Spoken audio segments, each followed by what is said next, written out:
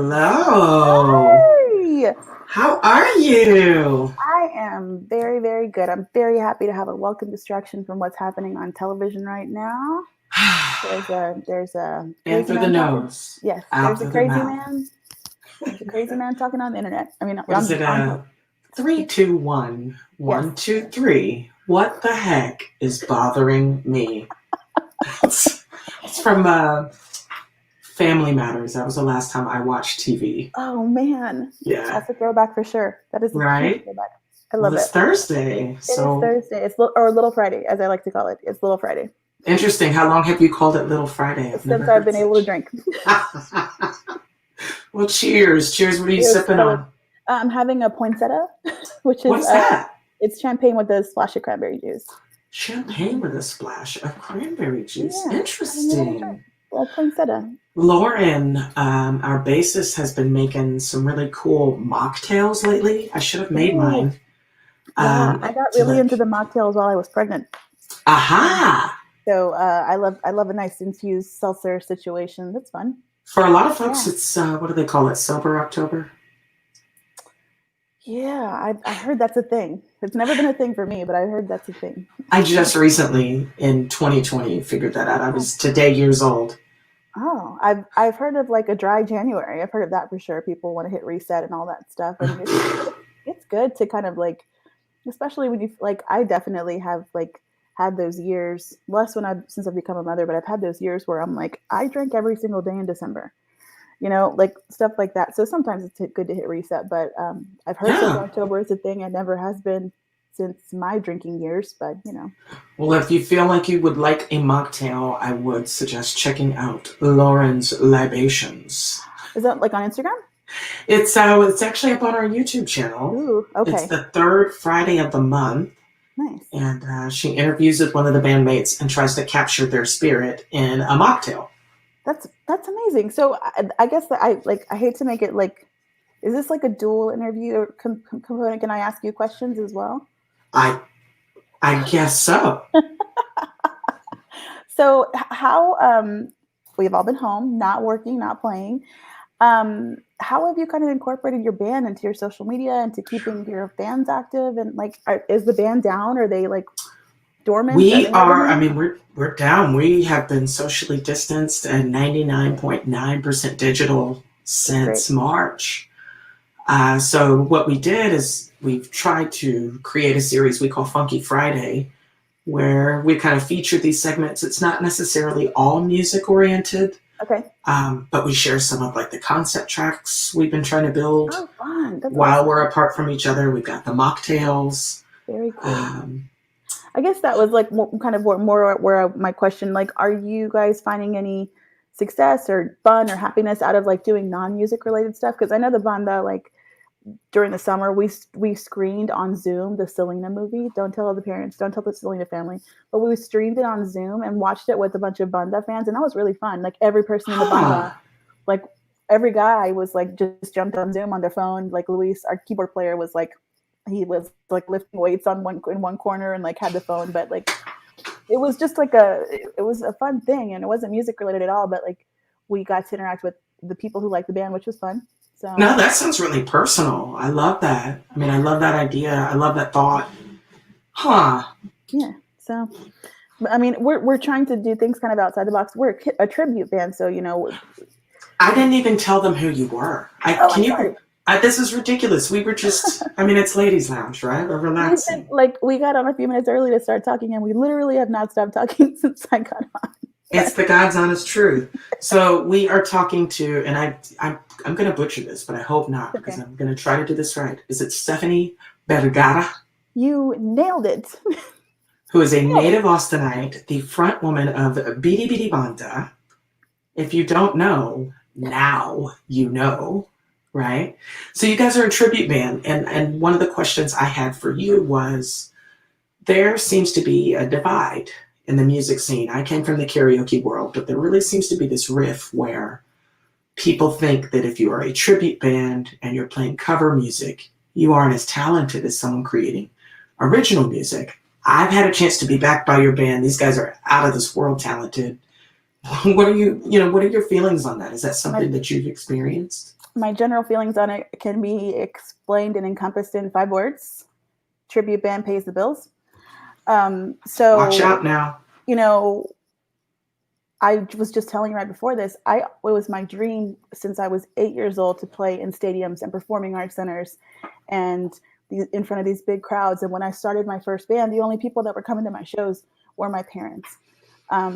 What were And you singing at the time? Coldplay covers, some originals, just like very mellow English language stuff. That was Was it just you on guitar, or it did was you have a?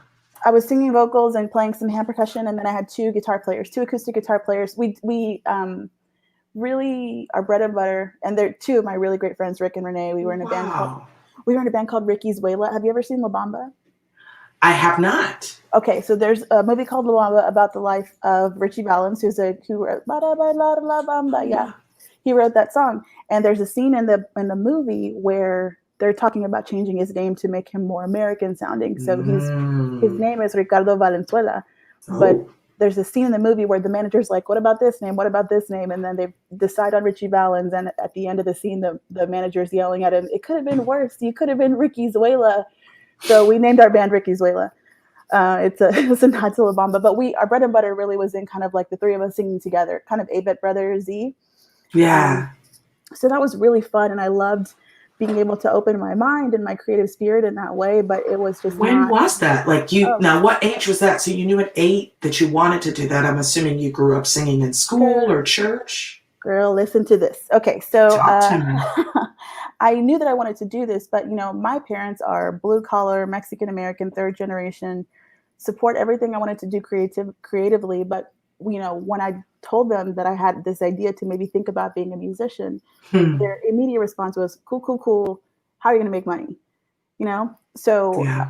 I kind of suppressed it. I went to college, I did all the things, and then I just so passively minored in music while I was in college at Austin Community College, Wow. What was your major? political science, Ah, which as Lauren says, or I'm sorry, TK said, she said you guys are way better than watching debate. Speaking of political oh science. yeah, for sure. Oh, TK just said that. I can't see any Yeah. of the comments on Facebook. Hi, TK. Um, I was wanted to work in government, which I ended up doing. Which we can talk about that in a little bit. Of But course, we got to talk about all of it. yeah, so I minored in music.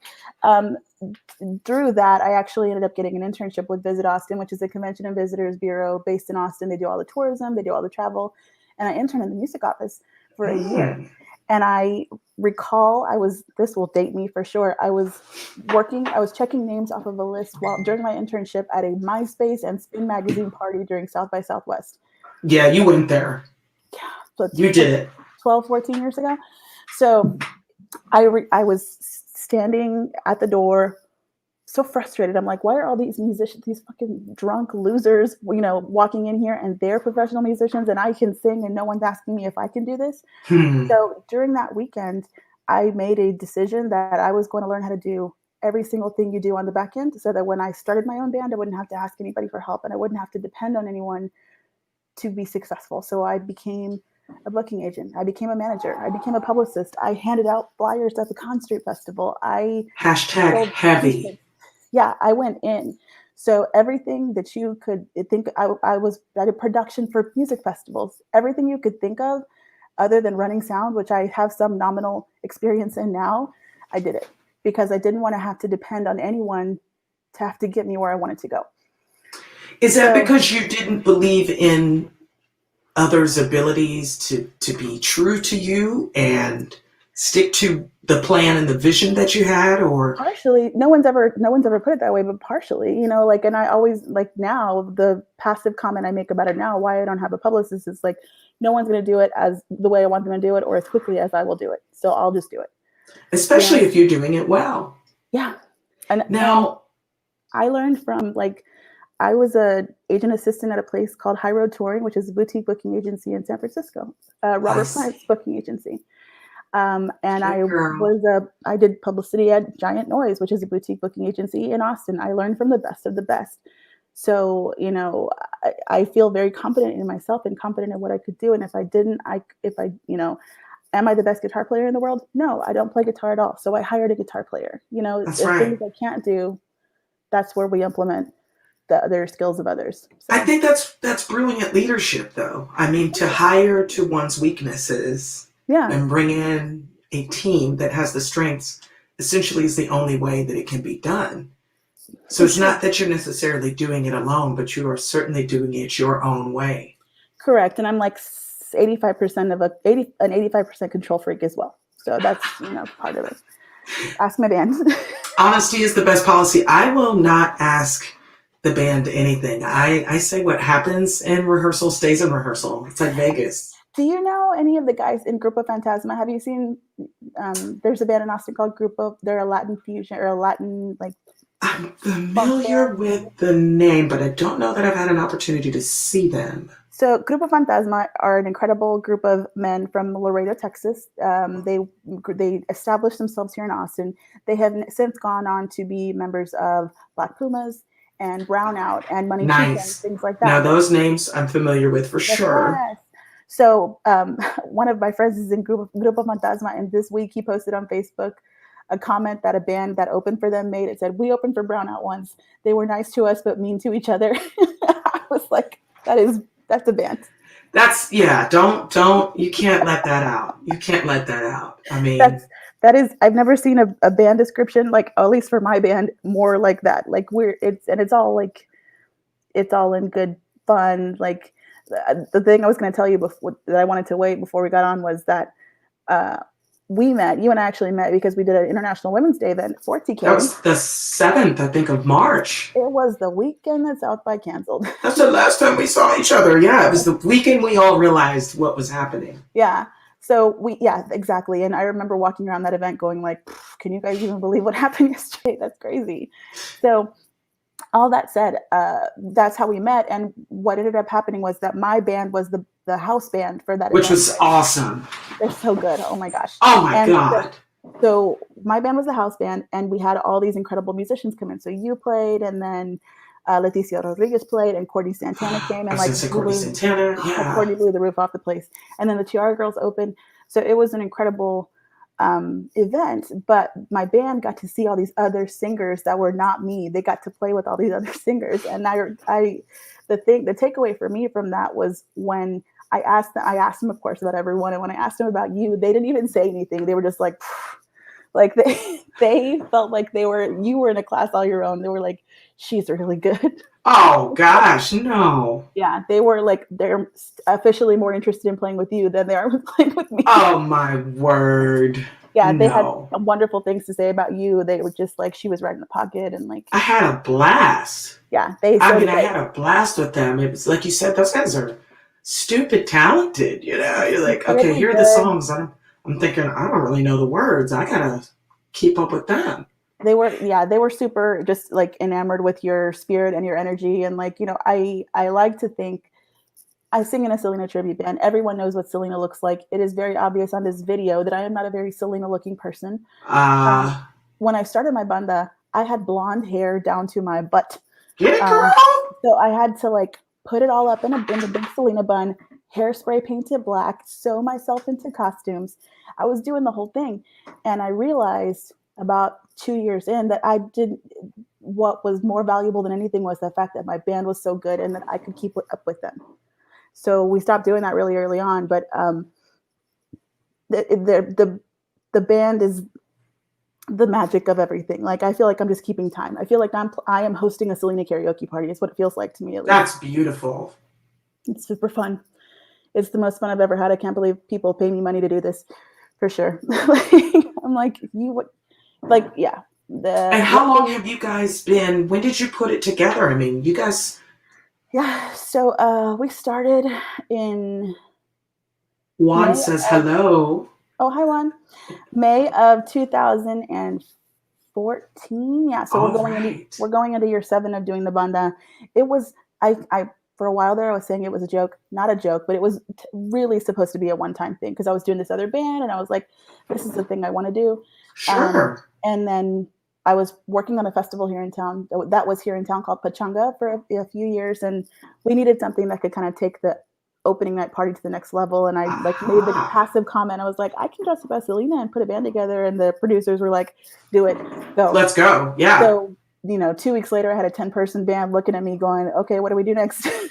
um, Wow. so our first show ever was at Empire Control Room, and it was Okay. to a capacity crowd, which Wow. was terrifying. We played 6 songs, and the rest is history. We didn't play again until October when we opened against De La Soul. Get out. Yeah, we Get headlined out. a Austin. What was the Circuit of the Americas Fan Fest. So we opened. Sweet venue. We headlined one stage, and De La Soul was playing at the same time that we were. That is so cool. So I really did leverage every relationship I had made in the booking world, in the publicity world, and it is not lost. Plus talent. I mean, let's not forget that part of it. Well, it's not lost on me that yes, we are a tribute band, but all that to say, if you are any kind of musician from Austin, when you tell people you're a musician from Austin and you're out of town or wherever, it really means something. And I would not have been able to foster and keep the relationships I have with other musicians. I would not be able to be very well respected by my fellow musicians if we weren't some level of good or very good. I mean, good is an understatement. It's great. And I mean, I think that you feel that and you know that, like you said, it feels like you're hosting a Selena karaoke party. Yeah. That the energy and the vibration that you're getting from everyone else that's there, they are experiencing that joy. Yeah, it's magical. If I could bottle it, I would be a rich lady. I would not have to work for the government anymore, that's for sure. But it's beautiful and it's wonderful, and people bring their children and the kids know these songs. And I now have a almost 3-year-old, and he knows the words to Selena songs. It is such a huge part, especially in Texas. It is such a huge part of the cultural lexicon. Like, everyone knows Selena. Everyone who was within 10 years of my age grew up worshiping this woman. Exactly. We would not have any remote level of success if at least my band weren't good. No, I mean, it's, and I think that's the reality. And it can be hard as an artist and as a person, and specifically a woman. I think sometimes it can be really hard to feel as valuable and as worthy without putting so many additional qualifiers on it, but also, so I hear that, but yes, you guys, and I'm sure other people have told you before, are incredibly talented. We do have an Austin Music Award. We did win one of those. So it's like this. It's not for naught. It's one of the things. I am well aware of the fact that I have put myself in a place to be very well connected, and to have opportunities that other people just don't have access to. Now it's my responsibility to be good. And it's my to be a good steward of them. Yeah, exactly. And I say it all the time. People are probably tired of hearing me say it, but the best thing I can do when a door has been opened for me is to make sure that that door stays open for people like me and people who look like me. So, I mean, you are ride or die when it comes to that. Didn't you just recently, in your contract, I think you've written something in that you aren't going to play with groups and on a bill if there aren't other people of color? Yes, we did. I brought my arsenal of things. I did bring the newly established diversity clause, which is what we're putting in our contract. I can read it for you now if you'd like me to. So it says, I mean, and like, honestly, I'll read it first. So it says, Bidi Bidi Banda is a collective of performers who embrace the diverse and unique ecosystem of the music community. We believe Black Lives Matter, women should be in positions of leadership, and that men should be their strong allies. We also believe everyone should be free to love whoever they choose. Bidi Bidi Banda reserves the right to review the past and future booking practices of any live music venue or festival, and to voluntarily sever ties without compensation from any promoter or organization who does not adhere to an investment in hiring musicians of color. So, and that's real. It's super real. It's so real that we're willing to risk our careers for it. But it's our lives. I mean, it's not as if we are allies in this fight where we're looking aside from it. Like, we are also amongst groups being marginalized. Yeah, for sure. Like, we have spent. We are them. Yeah, I have spent so many years, months, nights of my life in clubs where I know for a fact that I am the only brown person that's going to be on their stage for the next 8 months.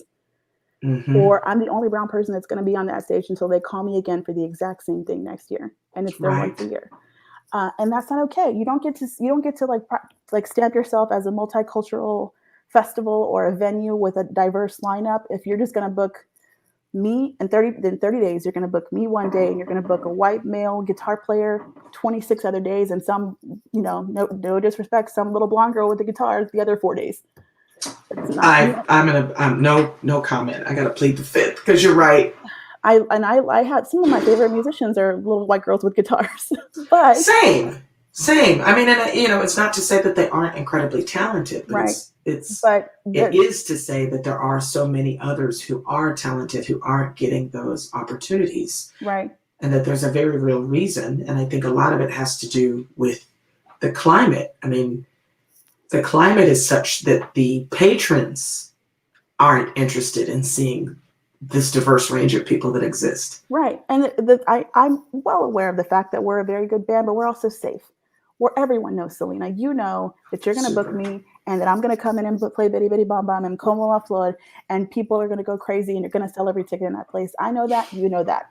So what I'm saying to you is show me who can open, who is a local who can play with us that night. Who else are you booking that night? That's right. Who can we promote? Who can we talk about? And if you are in the black in terms of who, who else you book, more women of color, more LGBTQ musicians. If you're good there, then we have no problem. And luckily absolutely, for us, if we've reviewed all of our bookings, all of them, all 6 of them through the end of next year, we're good. We're playing a festival at a theme park that is a Mexican-American cultural celebration at the end of next month. Perfect. They hired hundreds of ballet folklorico dancers. Great. Those people have jobs. Then I'll be there. That's right. I'll be there. My band will be professional. We will show up. We will play every song you want us to play. We'll do encores. We'll talk to people. We will make you look very good, because we all know that in this music industry, you don't make money until you make someone else a whole lot of money. So, and you got to have the money to make the money. It's a vicious cycle, really. Yeah. You have to, what is that thing where it's like only a musician will put an $8,000 drum kit in a $4,000 car and drive 100 miles to a $40 gig. No doubt. That's very real. But and no say doubt. Thank you very much at the end of the day. Thank you for the $40 and the beer tickets. For sure. That's real. That's the reality of it. Yeah. It's interesting that you're safe. That is safe. It's very safe. Yeah. Because it's familiar. It's familiar. And, I feel very lucky that I have had to interact with very few crazy racist, biased, xenophobic, etc., like homophobic talent buyers. I work with good people. I go to good clubs. We Absolutely. Go back to good clubs. I said really early on, I think I jinxed, I'm sorry if I jinxed every musician in the world, but I said earlier this year, this is going to sound very obnoxious. This is our victory lap. This was the year that we were going to get to play all the clubs we wanted to play, not all the clubs we had to play. Yes. This was why I was feeling very comfortable going into this year with the tens of thousands of dollars on the books and going into clubs I knew, going into work with promoters I liked. We have afforded ourselves the opportunity to do that, but it's not always that way, Absolutely not. No. So there are a lot of shitty promoters. Sorry, I don't know if I can, I'm not sorry to say the swear words, but. You've never seen one of my shows. You're very safe. Yes, okay. Yours is safe. I'm kind of gritty, and I guess that there's a lot of anger. For me, the music is therapy, and I'm very honest about my interactions with, how do I say it? I guess just the reality in which I live. Mm-hmm. I make no apologies about the things I say because I feel it and I mean it. That's wonderful. Okay, yeah. I'm glad this is a safe place for me to drop my. I once made a man tie my shoe. I'm here for it. I don't know if I'm proud to say that, but some of my band members had to tie my shoes while I was pregnant, which we played. God bless them. I got pregnant and I did 62 of our 68 shows that year while I was pregnant with my first child. You are crazy. That was crazy. And I took 3 weeks off and was back on the road 3 weeks after my son was born. My gosh, you are right. And Alita, music is therapy. It really is therapy. It's incredible therapy. It's incredibly freeing for sure. That had to have felt empowering. I have never carried a child. It sounds like it would be incredible enough. I mean, and performing, it takes so much energy. It was very strange, but I'm so glad that I did it. I don't know how much of a fan of the Chicks that you are, formerly the Dixie Chicks, but they just released an album. Um, and there's a song that the singer Natalie Maine sings to her son, and there's a line in it where she says, "You're of me, you're not mine." That's exactly how I feel about my son. That's beautiful. I'm not going to take these experiences and be like, I carried you while I was on tour. Like, that's my thing, Right? like he didn't ask to exist, like I'm so glad that he's so cool. My son is so much cooler than He's, me. you guys, did you say he's cooler than He's you? just cooler than me. Like, he just I was wants, going to say you guys seem to be complete opposite. Like you yeah, are just like driven and strong and on the beat, on the mark all the time. And he seems like such a chill little guy.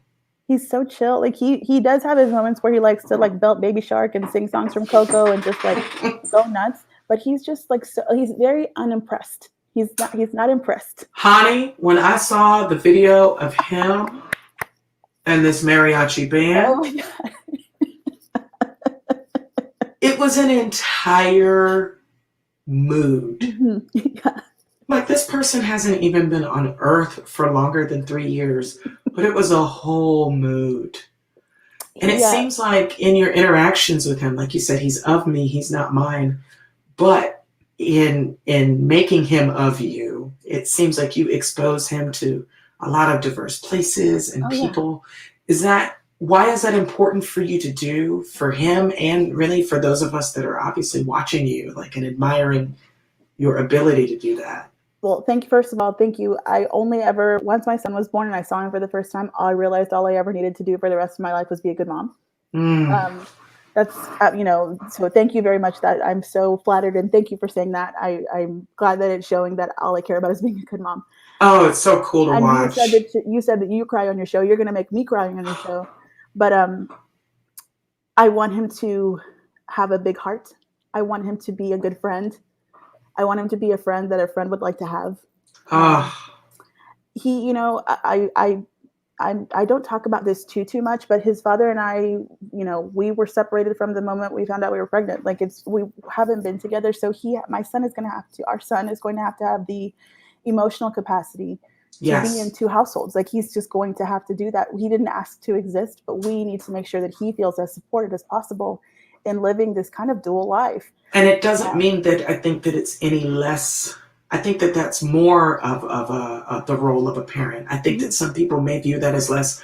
My parents were also divorced quite early, not as early, as my Yeah. entrance into the world. But it sounds as if you're both parenting him, and you obviously have the emotional maturity to realize Yeah. this is something that's going to impact him. How do I address it? For sure. He will never know us together, but he frequently asks to see us together. Like, we just took him to the dentist on Tuesday. I love it. So, but like, he needs to know that mom and dad are okay, and that we are giving him the ability to be the human being that we strive for him to be. I just want him to be a good person. And I want him to have a big heart. And we're working on it. We were talking about this right before. Like, he knows more words to Selena songs than many children his age. Doesn't always get him perfect, but that's okay. There's time for that. Do you think that he'll also be a singer? I mean, does he have interest in the arts? He certainly sings very loudly. He likes to sing. He loves music. I've got 3 guitars around here somewhere. I mean, he was on tour, like. Yeah, he was on tour. So he was literally, he goes to Mexican restaurants and listens to mariachi and like looks up like, my mom does this all the time. I don't care. it was, oh my God, it was adorable. It was so funny.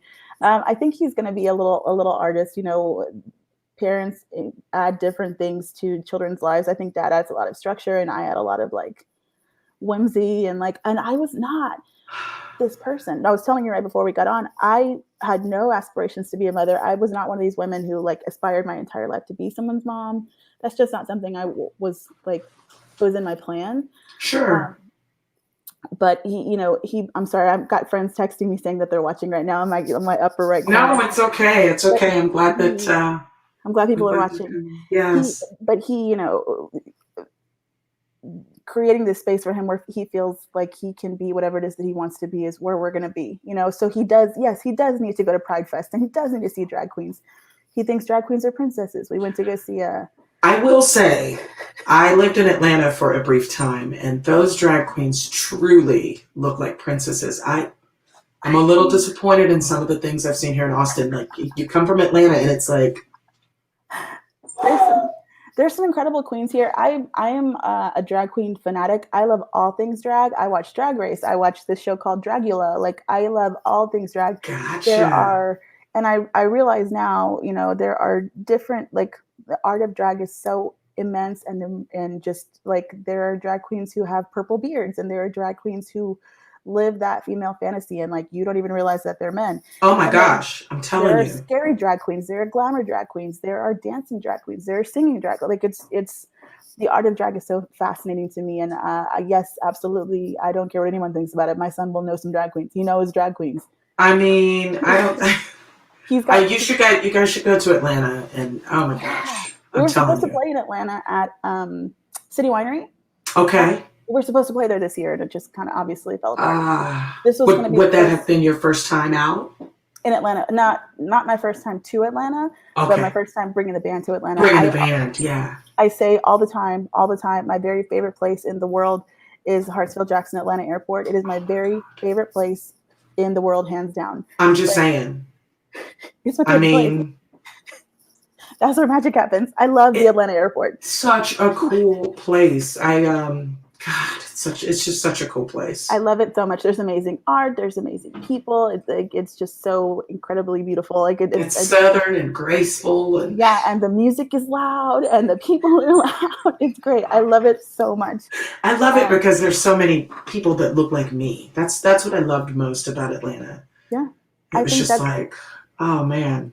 I think that's why speaking of people that look like me, I think that's probably why I love San Antonio. Well, I went to college in San Antonio, I but saw like that UTSA. UTSA, Roadrunners. Also, I'm a college dropout of the University of Texas in San Antonio, but I'm in good company. Travis Scott is also a dropout of the University of Texas in San Antonio. I did not know that. Yeah, Travis Scott went to UTSA. Well, I have a Bachelor of Science in Agriculture. It's serving me so well. That is the last thing I thought you were going to say. Yeah, I worked on a pig farm in college. Okay. I'm actually a farmer by training. Where did you go to school? Kansas State University. Okay. I know that there's a good football team there. So random. Yeah. So random. It was an accident. I filled in the wrong bubble and had heard all these horror stories about like, you've got to finish in this amount of time and like never change your major. And I was like, I'm sticking with it. I will say during this time, from March to now, I have done so much personal pivoting. The things that I have been willing to be not okay. I mean, okay with like settling is not the term I'm looking for, but like the amount of things that I like realize now I don't need to do that. I don't need I've worked in the music industry in Austin for 12 years now. I've been playing music since I was 18. Yeah. I don't need to go back to school. And like I just feeling the pressure of like going back to school forever was just like I gotta go back. And then when my son was born, I was like, something's gotta give. I have to go back to a degree. But I mean I don't think it's fair. I don't think it's fair to say that school is the measure of success of any one person. Yeah. You know? Yeah. It did. Because again, if you have success and you have joy in the things that you're doing, like you are an artist and you are creating art, you're independent and you are being independent in the booking and the management of these things. What difference does it make? I have an ag degree. I mean, I'm doing nothing with it. Well, I mean, and also like since I've become a parent and I've had to like feed a mouth other than my own, I am such a worrywart when it comes to money. I'm like, oh my God, I can't imagine paying college loans. I can't imagine what that looks like. And it's so no comment. Even state college is so damn expensive. And it's like, how am I going to do like how would I do this? So for the time being, I have decided to like not stress out about that so much. I want to put my son in a good house, starting the home buying process. Like I want to take care of him. And then if I don't go to college till he does, that's fucking fine with me. And even if you never did, you know what I mean? Honestly, I felt like it was a measure of can you regurgitate and tolerate bullshit for 4+ years? Right. And like, or how much like can you deal with this structure? Can you live in this structured environment? It's like, I don't think I need to be in college for 4 years. I mean, I have some credits under my belt, but I don't think I need to be in college for 4 years to show that I can handle structure. Or life for that matter. Yeah. I've gotten along just fine, and I'm working toward being a good mom, and I'm a good daughter, and that's a good sister. You are a good mom. The work is being done. Thank you know what I mean? Like, Yeah, I don't think there's any need to stress about that. And I don't think that, I think it's what makes everyone so beautiful is that there are these different elements of us and these different components that like make us up. And it doesn't necessarily have to be what society says it should be. Certainly. Yeah, I realize that now. And like it took a lot, for me to get the pressure of like, I need to do this. You have to have this. You have to be this. Like you have to pick your career, and then by the time you're 18, you need to be in No, pursuit of that career, and that's the thing you're going to be. you You should just know, be. yeah, for sure. And in the process, your emotional success will see leaps and bounds of. Uh oh, did I lose you? I think I lost you. Shucks. You Back. Are you guys out here? there watching, can you see Stephanie? I can Or see me. I'm back. Are you here? I am here. Okay, I'm here. Sorry, I don't know what happened. I don't know. For some reason, it seems like you're frozen. Oh, let me turn my camera off and then turn it back on. Sure, let's try that. I have a friend who works in IT, and Ah. I always make fun of it. I'm like, "Did you turn it off and turn it back on?" How about now? Is that better? No, let me see here. I'm going to try something. Oh no. That's all good.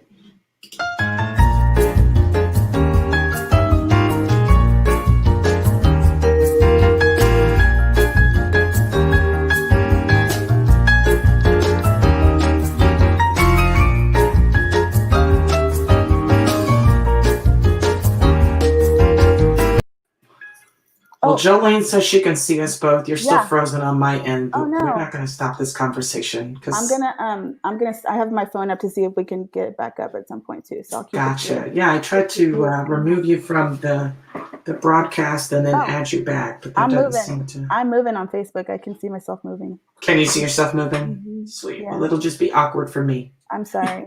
It's Hopefully I okay. can come back at some point. I can see you moving. So Good. I don't think and it's your fault. I think the performer in me, as soon as we saw a technical difficulty, I immediately started sweating. So if I look a little shiny, it's because I'm sweating about. That's hilarious. So you sweat and I cry when I Oh my have god. I technological also cry, challenges. but I like the sweating is just like a is it's as soon as I saw you freeze, I'm like, oh shit. I Uh started to sweat. The sweat started coming out. So oh. anyway. Well, you're more than a performer. And for those of you just joining us, this is Stephanie Bergara of Bidi Bidi Banda. She is frozen on my end, but you can see her beautiful face, which she tells me is now sweating. We're Not talking about. profusely, but just like I'm glistening. I'm gonna use it as I'm glistening a little bit. So I like glisten. yeah, yeah. I was on stage once with. I was doing background vocals for Tomar Oh, nice. with Cherie, and we were in Houston, and he had put this like hair product in his hair, and he's just like he's sweating buckets because he's moving, and so he like zips off stage because it's I guess at this point it's leaking into his eye, and I've got on like the faux mink stole, and I'm in my dress, and Cherie looks at me, and she was like, "Bitch, do you sweat?" Because I literally like not even a sprinkle. They're both like, Oh my "Oh my god, it's god, hilarious." that's amazing. I wish that superpower could be transferred over to me because we played a show in 36-degree weather at Schultz Garden on Halloween last year, and I was still sweating. Oh my I'm gosh. just a sweaty lady, so I mean, I'm not going to say I don't ever sweat. Now, when I'm under the lights, because I wear foundation garments, if you ooh, will, foundation garments. What is that? um, a girdle. Oh, okay. The Spanish language term for a girdle is a faja. So I've definitely faja. The J is soft. Faja. Faja. Yes. So I have certainly been in a car in Denver with high elevation with seven of my bandmates going, "You better hurry up and run, get to the hotel because I'm going to split this faja." I'm never going to call it anything else It's but a faja. faja. Yeah, Yeah, a faja is a girdle. Yeah. So yeah, that's your Texas Spanish word for the night. that is so funny. Yeah, I mean, because it does. Now, when I wear those, I get pretty darn hot. Yeah. You know, It's it's necessary. It's not necessary. None of that shit is necessary. The makeup isn't any of that. None of that's necessary. But I feel good. I like it. I Yeah. like for the clothes to fall in a certain way. Yeah, and you look great on stage. I remember, like, I didn't meet you till March of this year, but I've seen so many videos of you, and just like the dynamic of your band is so good, and like it really is like the big band vibes with the horns and Thank like just the you. sassiness. I was always I was a fan. And then we can talk about this if you want to, but you guys were supposed to come to City Hall, which will still happen. I know, I'm sorry. You guys, it was y'all, and right before you guys, it was Cynthia Lee Fontaine, who's a drag queen here in Austin. Yes. And I was like, and right after you, it was Kid Jones and the Black Pumas. I had put so much of my heart into booking proclamations this year, and it was diverse and fun. It was dope. I mean, that's, oh my God. I was so proud of it. And then to have to make those calls afterward, I was just like holding out to the last minute. But we'll be back. And like every musician who we've offered to come back in a virtual capacity has been like, I want to wait till they come to City Hall. It still felt like such an honor. You know what I mean? Like, just even to be included with the names of those other folks and those other talents was just like, it feels cool. It's super, like, we were fortunate to be in receipt of our own day back in 2017. And even I, to your point of the crying, as soon as the mayor said my name, I started crying. Oh. So, I mean, and he's my quasi boss. Right. It is special. And if you're a person who cares about things like that, like I am, it was super special. It is. Okay. I just now, because you're so smart, I just realized I could turn the phone on so that I could see you moving. Shame. We got it. I see double of you and double of me. So we're moving. I love it. I love it. I love it. Well, I'm not going to keep you much longer because I know that you do have work tomorrow, I'm assuming. I do have work tomorrow. But I was like, girl, you should have seen me putting my life together before I got on here. Like, I was like, okay. I was like, sometimes I find myself having like adult conversations or talking through my own head with my child in the car. So we passed by this. This is a little bit of a silly story.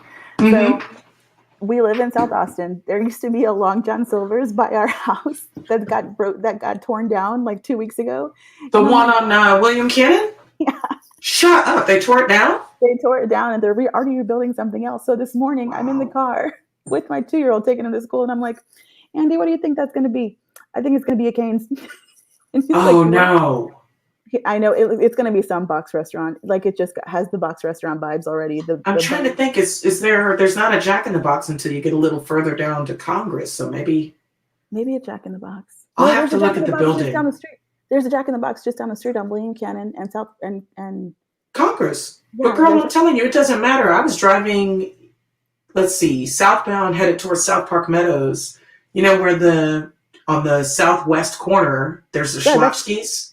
That's my hood. Yeah. If you drive down towards South Park Meadows, they're building another Schlapskis by where they have that Gold's Gym. I was like, on the same street? Right, which is less than a mile away from the two HEBs that are a mile away. Yeah.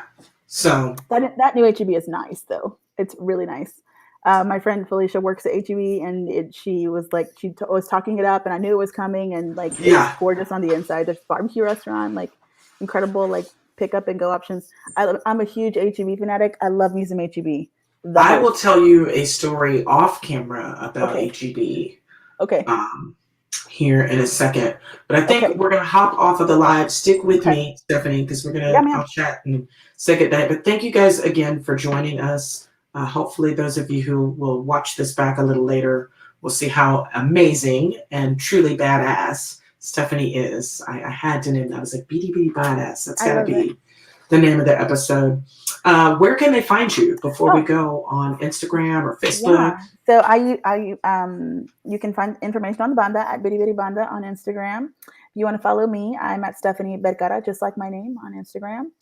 I have a podcast called the Nesia by Nature podcast, of which I will be asking you to join me in the coming weeks. Nesia by Nature pod on Instagram. And then if you want more info about my day job, that's at the ATX Music Office. I'm going to have you send me those links so that I can post those in a comment for anybody that's interested. Sure. I'm going to say goodbye to you, Facebook and YouTube. And Stephanie, I'll see you here in just a little minute in the green room. Bye, Facebook. Bye, YouTube. Bye, guys.